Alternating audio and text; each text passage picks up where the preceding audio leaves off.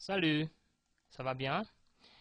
This is the audio file for week 8, leçon numéro 1. Semaine 8, leçon numéro 1. We are still covering the interrogative form in French, and we've already seen the interrogative pronouns such as que, quoi, qu'est-ce que, quel, qui, est-ce que, and we already learned how to invert the verb and the subject in French. And now we will learn about quand, which means when. Unlike the previous lesson on the interrogative pronoun what, that can have several translations in French, when is pretty easy to translate. When equals quand, and quand is used to ask interrogations about a moment in time, specific moment or time. Okay, so it is important to mention also that there are two main ways of asking questions with quand in French. You may already be familiar with both methods. The first one consists in inverting the order subject-verb when asking a question with quand, and the other method consists in using the expression est-ce que after quand. Let's focus on the first method. Quand plus inversion of the verb. The best way to explain this method of inversion is by giving you 2 or 3 sentences in English that we will later translate into French. And our first sentence is this one on your screen. When will you go on vacation? When will you go on vacation? In French, quand iras-tu en vacances? Quand iras-tu en vacances? Quand is when. Ira is the verb to go in the future, and tu is the subject. And en vacances simply means on vacation. By looking very closely at this sentence, quand iras-tu en vacances, we can draw a simple formula, which is quand plus verb plus subject plus the rest of the sentence. Again, quand plus the verb plus the subject plus the rest of the sentence. The verb comes first, then the subject, which is why I called it the method of inversion. Okay, now the second sentence here. When do they usually vote? When do they usually vote? In French, quand vote-t-il d'habitude? Quand vote-t-il d'habitude? Here again we have applied the same rule of inversion, where the verb is employed first, then comes the subject.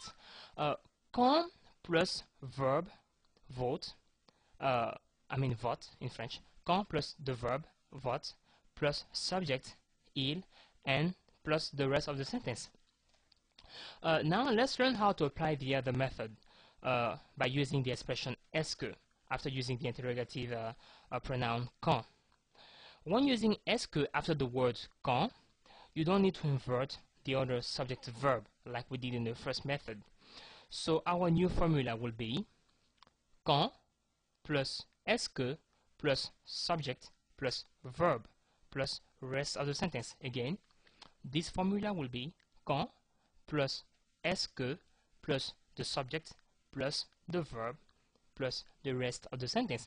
All this is explained in detail in the original lesson on a Word file, so feel free to download it, okay? And you know where to go. My virtual classroom, the information is posted in my channel, so feel free to read it, and you can access the website and register. Okay, it's free. Here, as you can see in this formula, quand plus est-ce que plus subject plus verb and the rest of the sentence, the subject came first, then the verb, so we had no inversion. Let's study some examples now. We'll use the exact same questions asked previously, but we will apply this time the second method. Sentence number 1. When will you go on vacation? Will be, in this case, quand est-ce que tu iras en vacances? Quand est-ce que tu iras en vacances? Okay, I said quand est-ce que, as if quand was ending in t sound. I know it's a D sound, so I should have said probably quand est-ce que if I wanted to make the liaison, the link, but no. It should be quand est-ce que, quand est-ce que. You use the t sound even if it ends in D, alright? Quand est-ce que. So we have in this formula quand plus est-ce que plus tu as a subject, ira as a verb plus the rest of the sentence. The sentence number 2, when do they usually vote, will be this time quand est-ce qu'ils votent d'habitude. Quand est-ce qu'ils votent d'habitude. Quand est-ce qu'ils votent d'habitude. There was no inversion, and il, the subject, comes before the verb vote. Okay. Because we were learning how to ask questions involving time, I thought it would be a good idea to quickly introduce the future tense in French. There are three verb groups in French, and we already studied those of the first group, verbs of the first group, which end in er. I call them the er group. In order to put these verbs into the future, it's very easy. You need to add the following endings, 6 endings, to the infinitives. Okay, so let's take a simple verb like manger. The endings for the future tense in French will be et, a, on, et, on. Again, et, a, on, et, on. So a verb like manger, to eat, in order to say I will eat, you will say je mangerai.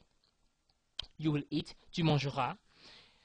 He or she will eat, il ou elle mangera. We will eat, nous mangerons. You will eat as a group, vous mangerez. And they will eat, ils ou elles mangeront.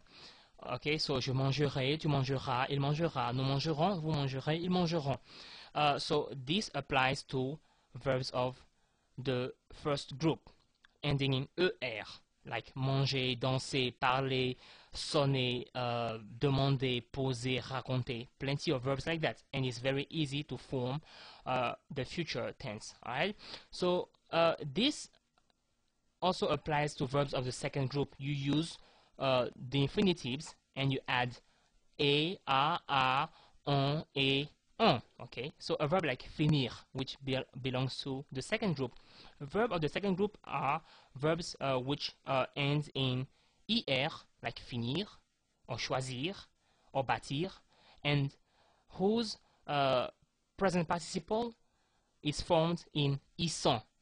We will study this later, okay? You don't have to worry about it, but they will end in er, and the present participles will end in ils.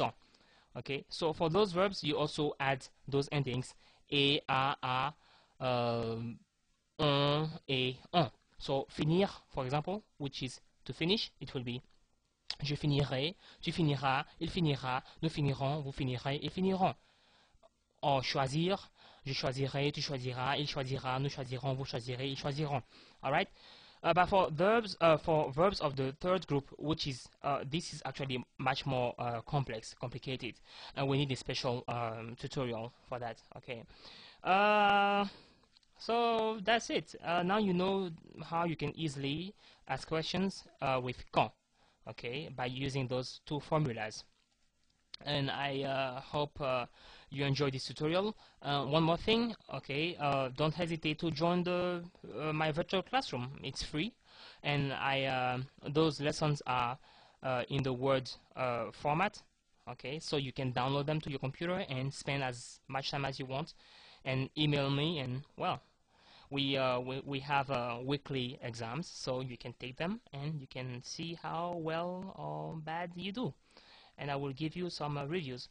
I hope you had fun, and I had a lot of fun doing this tutorial, and I will see you let's say in 2 or 3 days, I hope, if I'm not too busy.